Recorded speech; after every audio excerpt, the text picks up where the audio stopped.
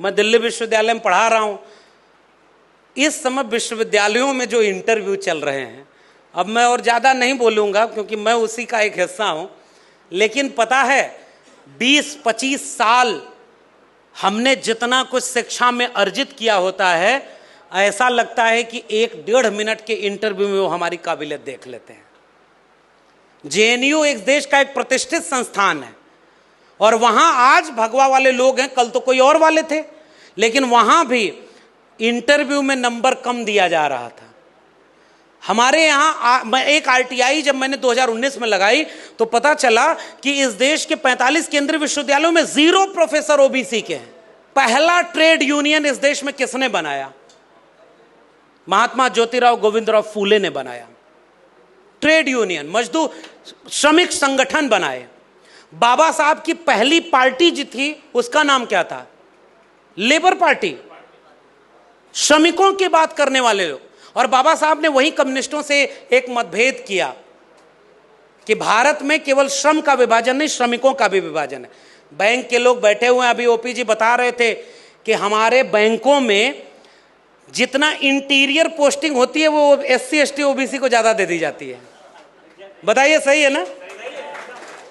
अब उनके बच्चे किसी अच्छे शहर में हैं, वहां पढ़ रहे हैं, वहां काम कर रहे हैं, और उन कर्मचारियों को जाति देख करके भेज दिया गया इंटीरियर में, जहां खाने को अन्न नहीं, वहां बैंक खोल करके कह दिया कि वहां पर। और उसके बाद आप लोग की रिपोर्टिंग भी होती होगी कि आपका काम कैसे है और उसके आधार पर प्रमोशन मिलेगा कि नहीं। अभी अध्यक्ष जी जब बोल रहे थे तो ये चिंता जाहिर कर रहे थे, इंटरव्यू लेकर के गलत तरीके से हमारे लोगों को कमजोर किया जा रहा है।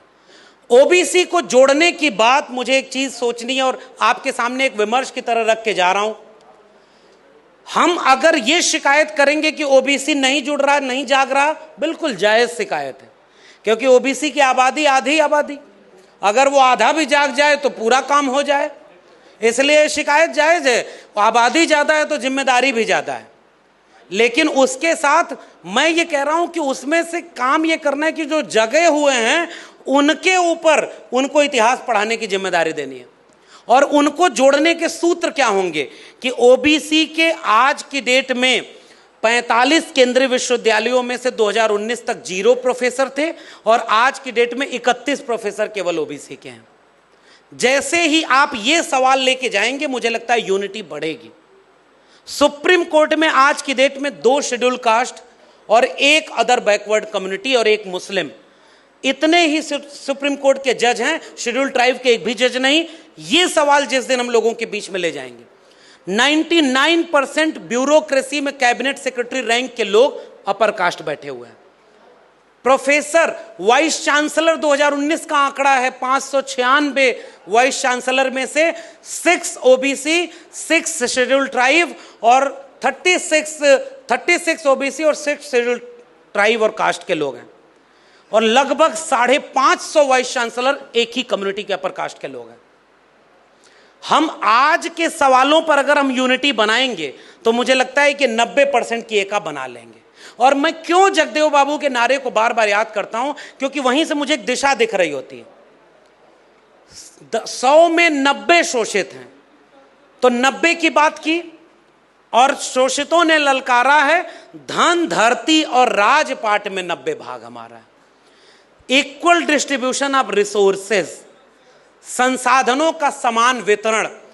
2023 के शुरुआत में चंद महीनों पहले ऑक्सफैम इंडिया ने एक सर्वे जारी किया कि इस देश के 1% लोगों के पास 40.5% संपत्ति का कब्जा है। इस देश के 50% आबादी 3% संपत्ति पर गुजारा कर रही है। हम ये जानना चाहते हैं कि वो जो एक व्यक्ति है जो 100 रुपए में से 40.5 रुपए का कब्जा किया हुआ है, वो कौन सी जाति का है भाई?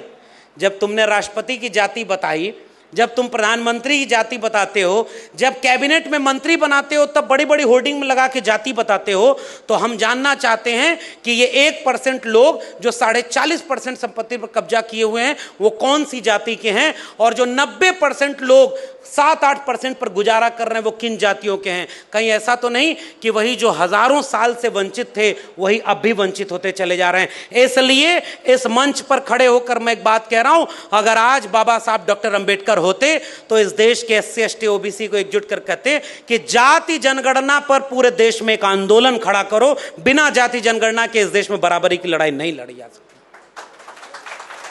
पता तो चले कि भाई कौन सी जाति का कितना कोई कब्जा किया हुआ है, और तब OBC को वो इतिहास बताइए कि कैबिनेट से इस्तीफा देते हुए बाबा साहब डॉक्टर अंबेडकर ने हिंदू कोड बिल के साथ दूसरा जो कारण बताया था कि अनुच्छेद 340 के तहत जो OBC के लिए कमीशन बनाया जाना था, जिसके तहत उनकी जनगणना होनी थी, जिसके तहत उन जनगणना के आधार पर रिजर्वेशन मिलना था, वो दोनों काम नहीं हो रहा था। बाबा साहब डॉक्टर अंबेडकर इस्तीफा दे देते हैं और फिर 1956 तक आते आते डॉक्टर राम मनोहर लोहिया के साथ मिल करके एक नया कोई राजनीतिक विकल्प खोजने के लिए काम करना शुरू कर देते हैं।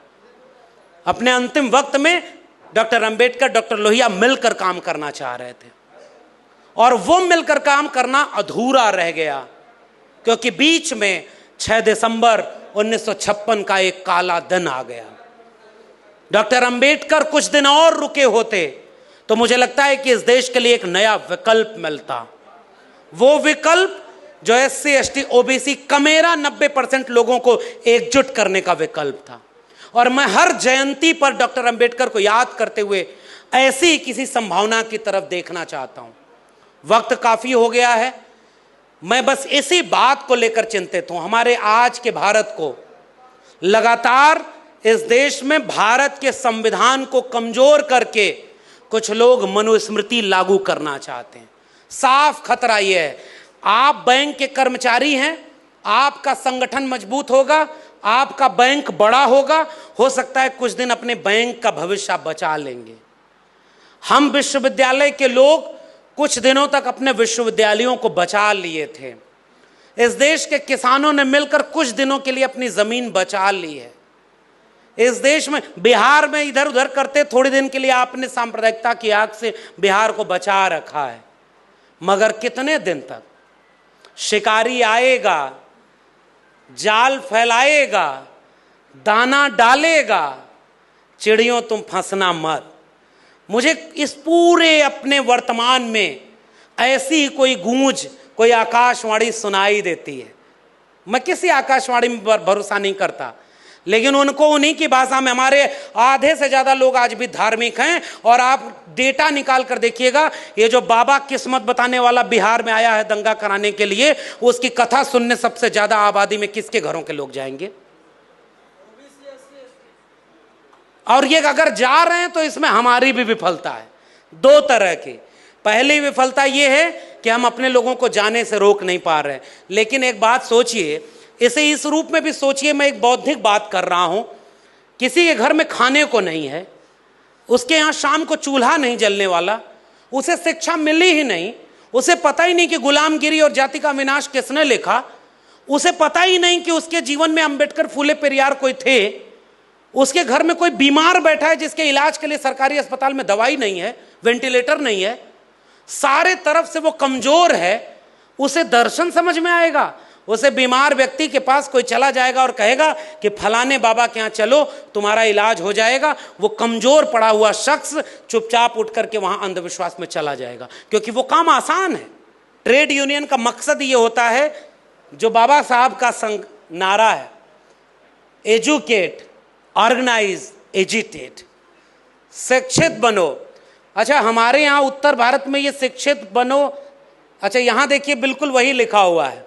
हम लोग की तरफ नारा दिया था शिक्षित बनो, और महाराष्ट्र में मुझे एक लोगों ने कहा कि एजुकेट, ऑर्गेनाइज, एजिटेट, इसका अनुवाद होना चाहिए शिक्षित करो, संगठित करो और संघर्ष करो। यानी आप तैयार हो, आओ इस देश के लोगों को भी तैयार करो ताकि एक बेहतर दुनिया बनाई जा सके।